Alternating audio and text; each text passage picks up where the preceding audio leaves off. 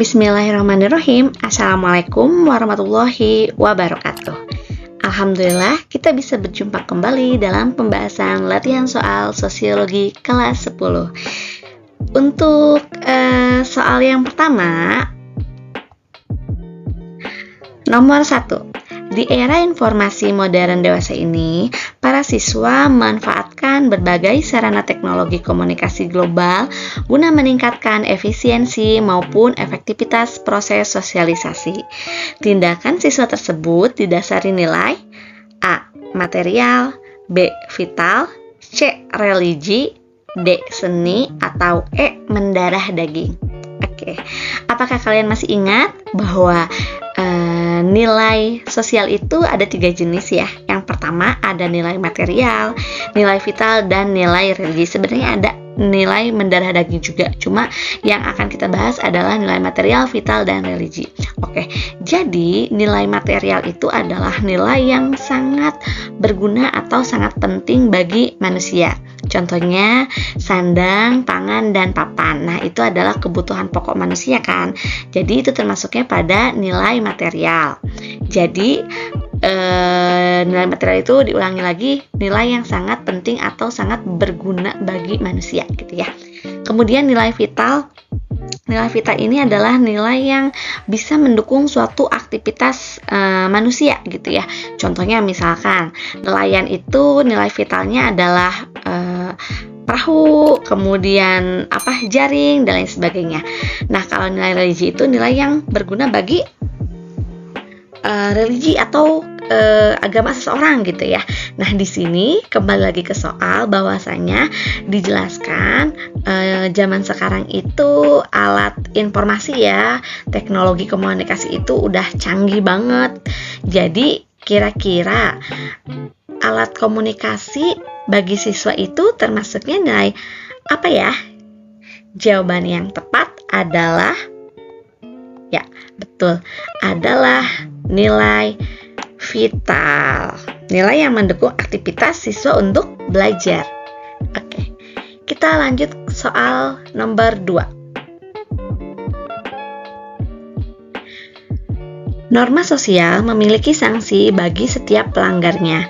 Pemberian sanksi dimaksudkan agar pelaksanaan norma sosial lebih mengikat individu untuk berperilaku konform.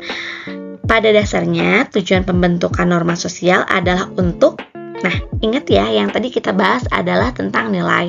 Sekarang ada norma. Bedanya adalah kalau misalkan norma dilanggar, otomatis ada sanksinya. Meskipun sanksi setiap norma itu berbeda-beda.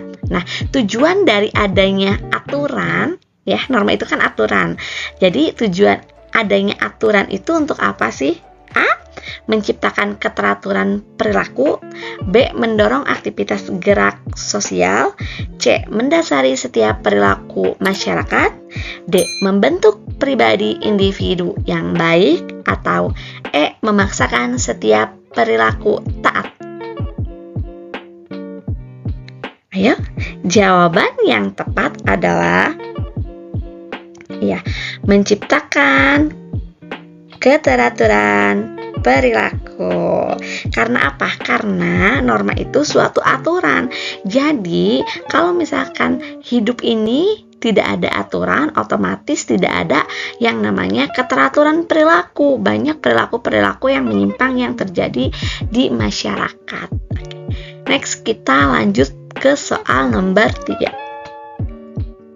Nah, kalau misalkan ada soal bentuknya seperti ini, untuk mempercepat menjawab pertanyaan, kita cari tahu dulu apa sih yang akan ditanyakannya gitu ya. Pertanyaannya apa? Jadi pertanyaan dari soal nomor 3 adalah lembaga yang bertujuan langsung untuk menciptakan ketertiban hidup dalam masyarakat adalah, nah, kita cek dulu ya, bahwasanya lembaga sosial itu di sini ada lembaga perkawinan atau keluarga. Bentuk organisasinya itu ada KUA ya. Kemudian ada lembaga pendidikan kayak sekolah mulai dari SD, SMP, SMA sampai ke perguruan negeri gitu. Kemudian ada lembaga agama kayak masjid, gereja, pura, dan lain sebagainya. Kemudian ada lembaga politik dan ada lembaga ekonomi. Nah, tadi pertanyaannya di sini lembaga yang bertujuan atau diciptakannya itu untuk membuat tertib. Hidup itu agar tertib. Kira-kira apa ya? Yang pertama, perguruan tinggi berfungsi menciptakan tenaga ahli. Kira-kira itu membuat tertib enggak? Oke, ini kurang tepat ya. Kita silang. Kemudian, pengadilan berfungsi dalam memutuskan hukuman terhadap suatu perkara. Betul ya, karena pengadilan itu supaya hidup itu tertib. Jadi yang melanggar itu bisa diadili. Oke, kita checklist. Nomor 2. Kemudian nomor 3, koperasi berfungsi dalam mensejahterakan anggotanya. Ini pun kurang tepat karena ini adalah termasuknya pada lembaga ekonomi. Dan terakhir adalah tokoh agama berfungsi dalam pencerahan keimanan dan ketakwaan. Nih yang nomor 4 juga betul, karena dengan agama hidup kita akan tertib. Ya, seperti itu. Jadi yang tepat adalah nomor 2 dan nomor 4. Jawaban yang tepat adalah opsi C. Nomor 2 dan nomor 4. Oke, kita lanjut ke soal nomor 4.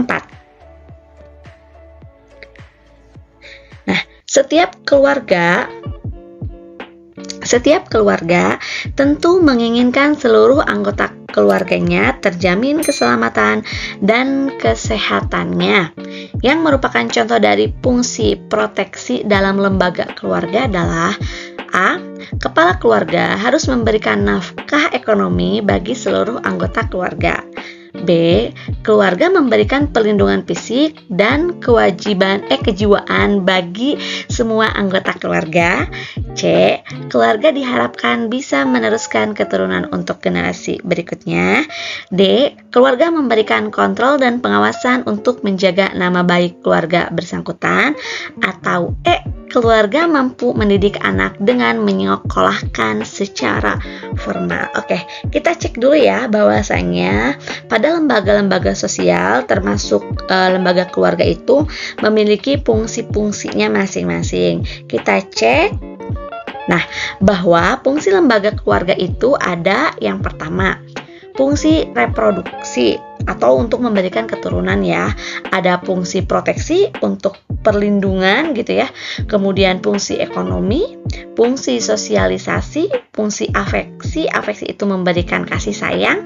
Kemudian fungsi pemberian status itu supaya si anak ini memiliki status dalam keluarga gitu. Jadi tidak anak siapa, tapi memang dia itu memiliki keluarga, memiliki ayah dan memiliki ibu. Dan yang terakhir adalah fungsi pengawasan sosial. Di sini yang dipertanyakan adalah fungsi proteksi ya. Oke. Yang pertama tadi memberikan nafkah. Kita cek. Memberikan nafkah termasuknya pada fungsi ekonomi. Kemudian perlindungan fisik dan kejiwaan. Nah, perlindungan fisik dan kejiwaan ini termasuknya pada perlindungan atau fungsi proteksi ya. Kemudian yang C, keluarga diharapkan meneruskan keturunan. Berarti kalau keturunan itu fungsinya reproduksi. Kemudian di sini yang option D, memberikan kontrol dan pengawasan. Nah, kontrol dan pengawasan adalah fungsinya adalah sebagai pengawasan sosial. Dan D, mampu mendidik anak dengan menyekolahkan, itu adalah fungsi sosialisasi. Jadi yang tepat dari pertanyaannya fungsi proteksi adalah option ya, betul, option B ya. Sini. Jawaban yang tepat adalah option B. Karena yang pertama ekonomi, yang kedua proteksi, yang ketiga adalah reproduksi, yang keempat atau D adalah pengawasan sosial, dan yang E adalah sosialisasi. Oke, kita lanjut ke soal nomor 5. Saat ini banyak lembaga ekonomi ekonomi baru yang berkembang sangat pesat di area digital di mana transaksi jual beli dilakukan menggunakan sambungan internet. Tidak perlu bertatap muka, lebih efisien dan praktis. Nah, yang merupakan lembaga ekonomi yang sesuai dengan pernyataan di atas adalah kira-kira ya.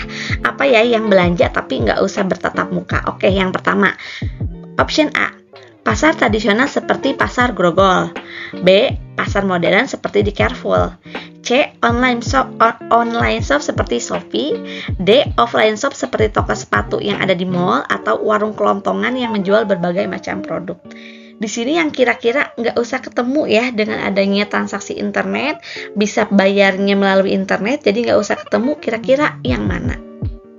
Kalau di pasar, sepertinya harus bertatap muka. Kalau ke Carrefour juga harus, meskipun bisa bayarnya online, tapi bertatap muka ya.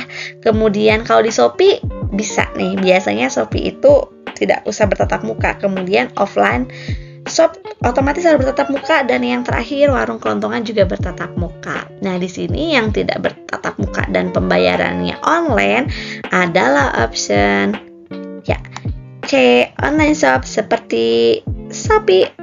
Nah, oke, next kita lanjut soal ke nomor 6.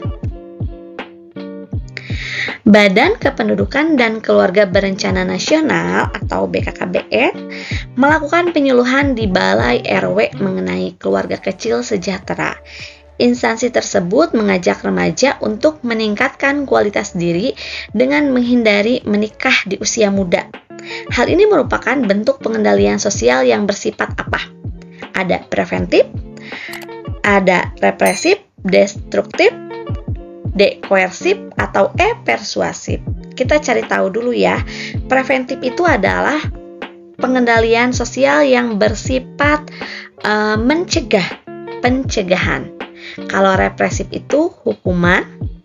Kalau destruktif itu adalah suatu yang merugikan. Destruktif itu bersifat merugikan ya. Koersif itu dengan kekerasan ya. Kemudian atau paksaan ya, koersif itu. Kemudian persuasif adalah dengan cara pemberian nasihat. Nah, di sini BKKBN itu kan datang ya ke RW, kemudian mengajak supaya remaja itu tidak menikah di usia dini. Jadi itu termasuknya pada pencegahan. Nah, pencegahan di sini adalah preventif. Ya, nanti kalian bisa hafalkan ya bahwa preventif ini adalah pencegahan, represif adalah hukuman, destruktif itu sesuatu yang merugikan, koersif dengan kekerasan atau dengan paksaan, dan terakhir persuasif adalah dengan pemberian nasihat. Oke. Next, soal nomor 7. Seperti biasa, kalau ada soal seperti ini, kita cari tahu dulu apa sih yang akan dipertanyakannya. Oke, di sini adalah pertanyaannya pengendalian sosial yang bersifat koersif. Tadi koersif itu dijelaskan bahwa pengendalian dengan cara kekerasan ya. Ini di sini. Koersif itu dengan cara kekerasan atau dengan paksaan. Oke, yang pertama, ibu menasehati anaknya dalam memilih teman. Itu termasuknya, kan ini menasehati ya, ini menasehati berarti kalau menasehati bukan koersif ya, persuasif. Yang nomor 2, BNN memberikan penyuluhan. Di sini juga penyuluhan itu preventif ya, karena termasuknya pada pencegahan. Yang nomor 3, pamong praja menghancurkan bangunan liar tuh. Menghancurkan otomatis ini termasuknya pada koersif karena dengan cara paksaan ya gitu. Kemudian yang nomor 4, polisi menangkap pencuri sepeda motor. Menangkap otomatis kalau nangkap kan dipaksa ya gitu. Ini juga termasuk kalau menangkap. Dan nomor 5, Densus 88 menembak mati. Nah, menembak mati kan berarti ini juga termasuknya pada paksaan. Jadi yang tepat adalah nomor 3, nomor 4, dan nomor 5. Kita cari ya option mana. 3, 4, 5. Berarti yang C. Nah, begitu. Soal nomor 8. Apabila bertemu sahabat lama, kita selalu berjabat tangan, atau ketika kita memasuki rumah orang lain, selalu kita dahului dengan mengetuk pintu. Berdasarkan tingkatannya, perilaku sosial atau norma sosial ya, termasuk pelaksanaan norma apa ya? Di situ perilaku yang dijelaskan. A. Mores, B. Folkways, C. Custom, D. Laws, atau yang E. Usage. Nah, di sini ada yang namanya tingkatan norma. Jadi norma itu ada tingkatannya. Kan udah dijelaskan bahwasanya ketika kita melanggar suatu norma, norma itu ada sanksinya. Tapi tidak semua sanksi suatu norma itu sama, karena dibedakan berdasarkan tingkatannya. Nah, di sini ada tingkatan norma. Sengaja dibuatkan berbentuk tangga, karena yang pertama itu norma cara itu posisinya ada paling bawah, karena ketika kita melanggar suatu norma cara itu masih sanksinya itu masih rendah. Contoh dari norma cara adalah misalkan ketika kita salah menggunakan sendok dan garpu. Nah, itu kan cara makan ya. Jadi ketika kita salah menggunakan sendok dan garpu, otomatis kita akan mendapatkan sanksi yang ringan. Misalkan kita lagi makan di restoran, salah menggunakan sendok dan garpunya ya, ketukar gitu, otomatis paling dapat cemoohan atau mungkin ditertawakan oleh meja sebelah, seperti itu. Itu masih sederhana. Kemudian naik ke atas ada norma kebiasaan atau folkways. Nah, norma ini adalah perilaku yang biasa kita lakukan pada masyarakat. Ketika kita melanggarnya, bentuknya bukan cemoohan lagi, mungkin bisa berbentuk teguran, seperti itu. Contohnya seperti ketika kita ketemu dengan guru, biasanya ketika siswa ya bertemu dengan guru, biasanya siswa itu menyapa gitu, salim kepada guru. Nah, ketika kita tidak menyapa kepada guru, otomatis itu akan mendapatkan teguran. Atau misalkan kita sudah terbiasa ketika mau masuk ke rumah orang, kita ketuk pintu, mengucapkan salam. Nah, ketika enggak, berarti kan kita udah melanggar norma tersebut kan. Nah, itu tidak dicemooh lagi, mungkin dapat teguran dan lain sebagainya.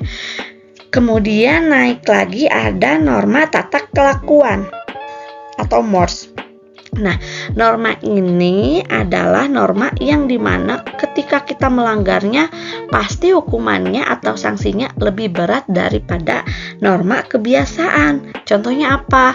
Norma asusila, pembunuhan, mencuri, otomatis itu bukan dapat cemooh lagi, bukan dapat teguran lagi, melainkan hukum pidana, seperti itu.